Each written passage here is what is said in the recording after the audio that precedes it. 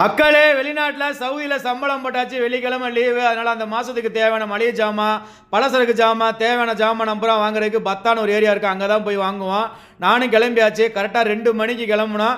2:30 போய் இறங்கியாச்சு. கரெக்டாக 5:30 மணி 6 மணிக்கெல்லாம் வந்துடணும், இல்லைன்னா வண்டியை விட்டு போயிடுவாங்க.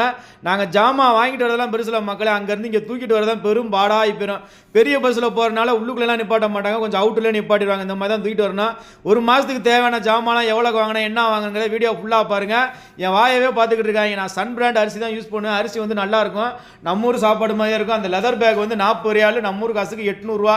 மீன் வந்து ஒரு 5 கிலோ வாங்கினோம் மக்களே. சிக்கன், மட்டன் வாங்க மாட்டோம், சிக்கன் தான் அதிகமாக வாங்குவோம். ரெக்கை, ஈரல், கல்லீரல், கணையம் இருக்கிறத அப்புறம் வாங்குவோம். நாங்கள் 3 பேர் சேர்ந்து சாப்பிட்றோம். நான், பழனிசாமியான அண்ணாத்த 3 பேரும் சேர்ந்து 200 போடுவோம். டோட்டலாக 600 வந்துச்சு.